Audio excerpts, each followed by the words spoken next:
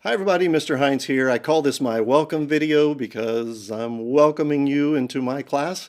And this is mainly for parents, but students you can watch as well. Parents, thank you guys for taking the time to watch. That shows that you have an interest in your child's success, and that is one of the most important parts of being good at any skill, in this case in learning a band instrument. I appreciate you. Without you, all this could not happen. All the things that require your signatures or your participation, and so I appreciate you doing your part on this.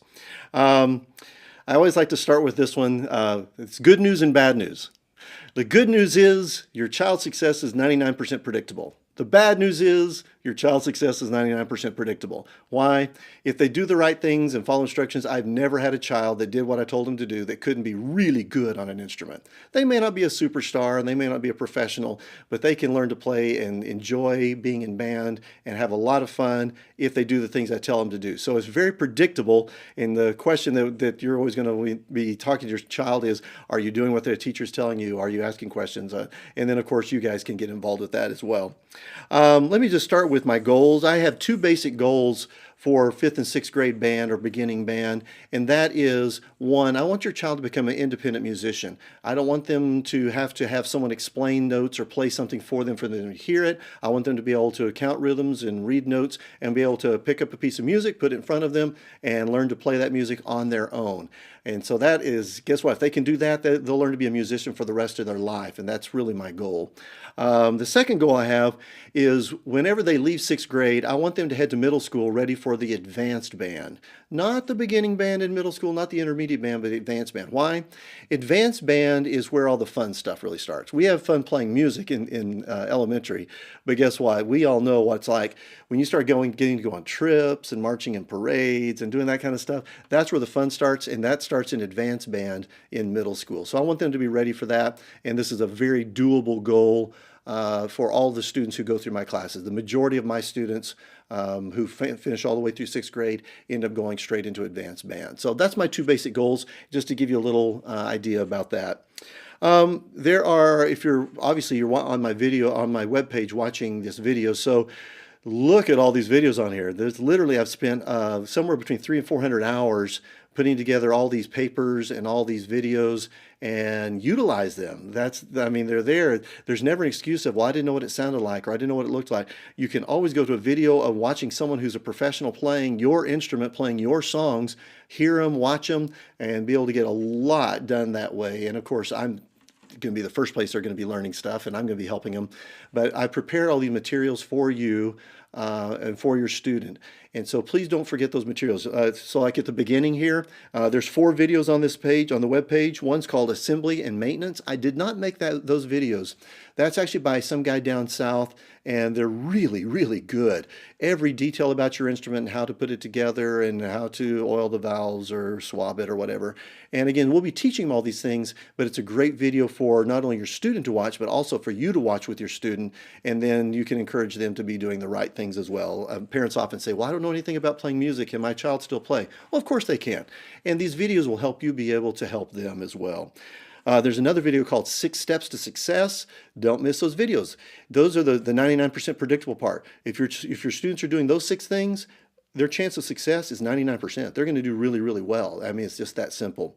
There is the September homework page. We prepared homework pages for each month to make sure they know what to practice and play on a daily basis, as well as what the test that's going to be coming up for that month is. Those homework pages and those homework videos are great. Most of the time, they're just going to be playing the homework pages. But the videos are there for them to be able to watch a professional play it, to hear what they sound like, to check out what the fingers are doing or whatever it happens to be. Don't miss those videos, and of course the homework pages are great. So the September homework page is there, and it just shows the basic things we're going to learn in the month of September. And so it takes them through that. Then toward the bottom of the page, at the very bottom, there's some other startup videos we did years ago, but with some wonderful musicians, and they do about 15 or 20 minutes of explaining kind of some of the same stuff we're doing with these new videos, but they're just another set of videos re-explaining things. And so I would encourage your students, especially at the beginning, they're anxious, they're excited to learn. There's 4 videos right there that your students can watch. Most of my videos, we try to keep them about 10 minutes long. and those are just great. So they're great for your student. They're also great for you to watch with your student, and you can encourage them to follow those instructions, particularly about taking care of them and not, shoving a mouthpiece in and all the different things that we're going to be teaching them in the classroom. All right, let me just go through some quick notes, and that's all I wanted to do today, just to share some of my thoughts on how to make your child or help your child be successful. Number one, as a teacher, I'm going to do my part. I've been doing this a long time. I'm not guessing. You probably tell from the white gray hair on the side of my head. I've been doing this a long time. I started back in 1987. Technically, I started in 85, but started out here in California in 87. And so each one of these gray hairs is students, and this is what they do to me sometimes when they drive me crazy. But anyway, I've been doing this a long time, and I know a lot, and I'm going to be teaching them every secret, everything I know. Sometimes I'm going to be teaching them a secret now that they really don't need till later, but if they learn it now, it's going to make it easier later. So I always tell the students, just trust me, do it this way. It's going to make you good later. I promise you'll be happy with it. No one's ever come up to me later and said, "Why did you do that? That made me good. I'm so mad." So I always want to make sure the parents know I'm going to teach your student everything I know to help them be successful. If we're lucky enough to have another teacher in the room with us, that's even better, because then we can have multiple teachers helping, and that would be great. I'm going to encourage your students, and I'm going to teach them to love their instruments. I love music and I love teaching, and so I think that rubs off on the students because they want to be good and do the same things that I'm talking about. I'm going to teach them how to be an independent musician for life. And then I promise to also inform you of their progress. And sometimes that's going to be in the form of notes, possibly texting or emails as well. Depends on you and how you like to communicate. But anyway, feel free always to communicate with me as well. Every piece of paper I send home is going to have my cell number on it. It's going to have my email on there. You feel free to contact me anytime. For you, I hope that you'll make the commitment to help. This is the biggest thing. Kids just don't understand the concept of setting a regular time and place to practice. And we always make the comparison to everything else that they do. People understand being on a baseball team, and they don't understand that there's so many similarities between being on a baseball team and being in a music team. It just happens to be called band. And so the things that you need to do, you need to practice regularly. You need to do things over and over and over. A lot of that stuff that's on the videos that you'll be watching with the 6-step videos. But please, if you can help your child find the place and the time that they're going to practice. For some people, it's going to be before school. They get up, they eat breakfast, they get ready, and they're just kind of sitting around for a little bit. They can get 10 or 15 minutes of playing in every morning before school starts, and they have no trouble at all. Other students, it'll be right after school. For other students, they will have something else after school, and so then they'll come and do this after dinner. But you need to help them find that. Many students just can't figure that part out on their own, and that is one of the biggest reasons why students will not be successful, is they don't find a regular time and place to practice. Please help maintain your instrument, whether you're using a school instrument or whether you're renting or buying your own. Please help make sure if the student needs reeds, if they need rags, if they need oil, whatever it is, please help them do that. Those things don't cost very much, so please keep that in mind and please help them do that. It's always important to encourage your students. This is a brand new thing, and they're going to be sounding less than perfect at the beginning. So please be encouraging of your students to continue to practice, even when those sounds are just horrible at the beginning and you're trying not to laugh. Don't let them see you laugh at them, that kind of thing. And also, if they've got older siblings who are being, or sometimes younger siblings, who are being kind of cruel about that, please encourage them not to do that as well. We want them to not quit. We want you to encourage them to play at the beginning when they're sounding lousy, and through the middle when they're starting to sound pretty good, and then to continue on there. So please encourage them to continue to do the right things, and then continue to try. Sometimes it takes, one student may get it right in 2 days, and another student may take 2 weeks. That's okay. As long as they're doing the 6 steps and they're practicing regularly and they're doing all that stuff, it's going to come, I promise you. And then the other thing I ask you to do is please contact me at the sign of an attitude. Love music, love music, love music, hate music. Whoops, what happened? Did somebody say something to them that I didn't know? Did someone say something to a child out at recess that I don't know something about? Let's find out. Because, again, I love music and I love teaching music, and if there's I don't want, if there's something I can do to help, I want to make sure I do that. So if there's a problem going on, I want to make sure I at least attempt to take care of that problem. Maybe I said something and they took it the wrong way. It could be anything. So if there's any problem like that, please contact me. You know, almost everything can be worked out. There's just when humans are involved, we're going to get confused, and we're going to have moments where someone says something and they thought they meant this and that kind of thing, whether it's a student or a teacher or whatever it is. So please contact me. For the student, I'm going to be talking to them about some things, including they need to choose what they're going to give up, because for 20 minutes a day, they need to be practicing. That means there's something they have to get out of their schedule.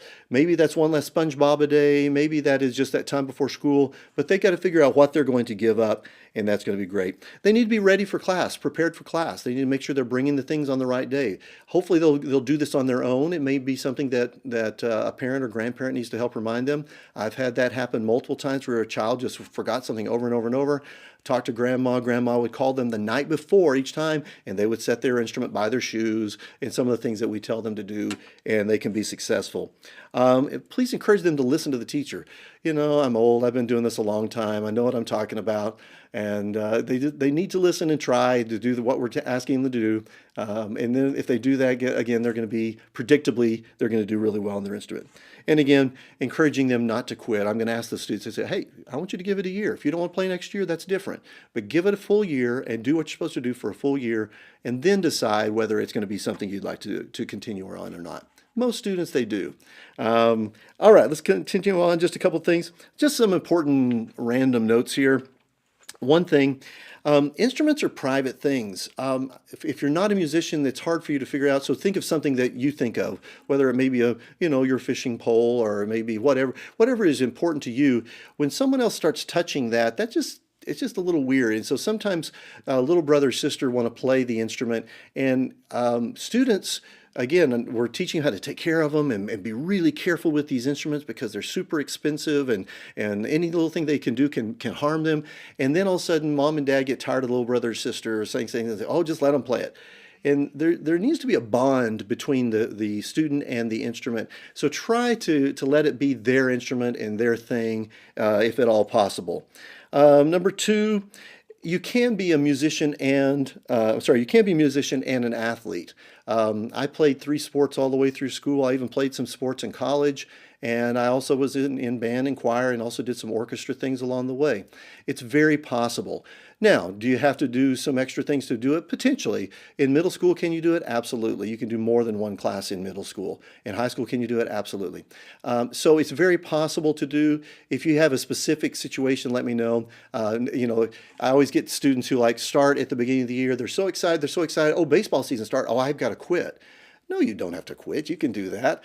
For most sports in the younger ages, they have 8 to 10 weeks where they're going to be busy or doing some other things. Well, guess what? If you're working all the other times and then you work a little bit less during those 8 to 10 weeks, they're still going to be okay. So you can be in dance and be a musician. You can be in gymnastics and be a musician. You can be in martial arts and be a musician. Those kind of things.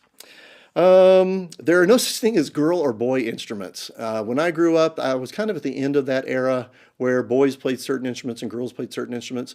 It's just not true anymore. And if anybody wants to know, I mean, you name any instrument, we can show you examples of school-age students as well as professionals who have played those instruments and done very well. Boy-girl thing, it's just not a big deal. So hopefully parents and grandparents won't take some of those old ideas and then tell their student, hey, you shouldn't be playing that because you're that kind of stuff just doesn't belong.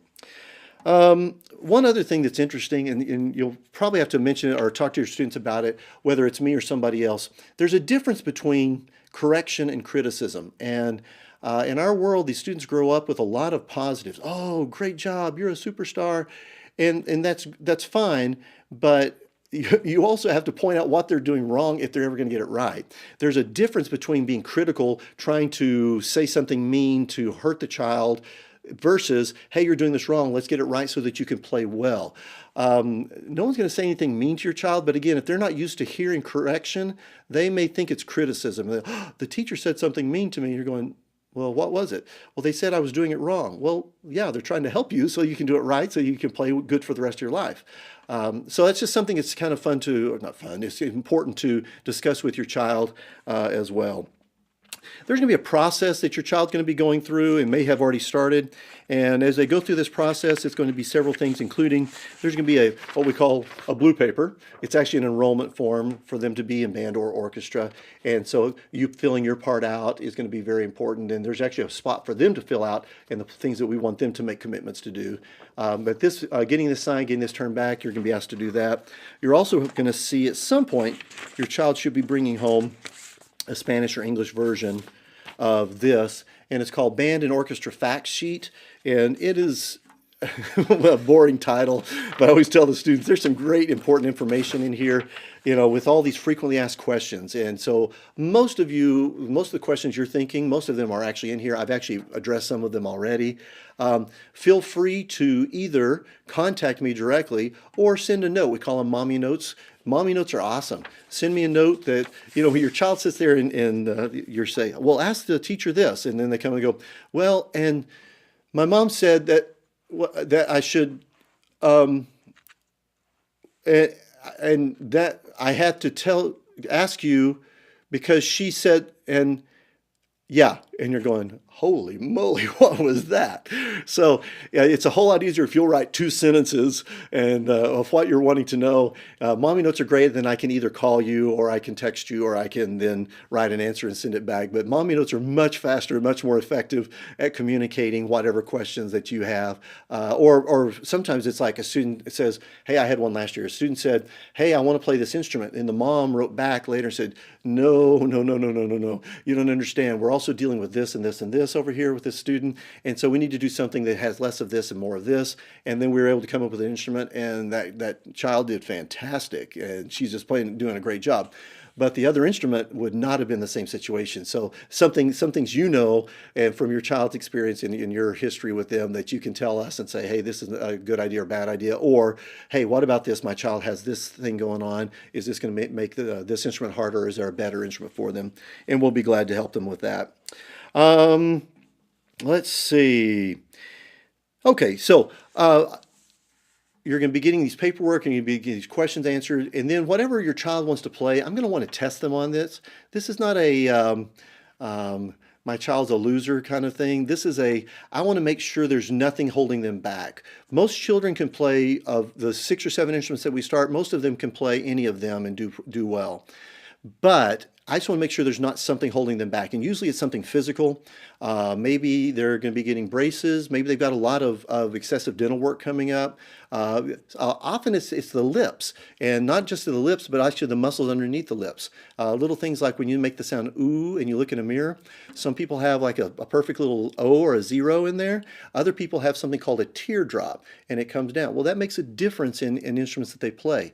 They may be able to get started on an instrument, but then that may hold them back later on. So I'm going to want to test them on whatever it is, flute or a drum or whatever they happen to be interested in, to make sure that there's nothing that's going to hold them back. This is not trying to be mean or trying to make them play something they don't want to play. I want to make sure they're successful, and part of that is my job to make sure that I don't inadvertently just let them take something.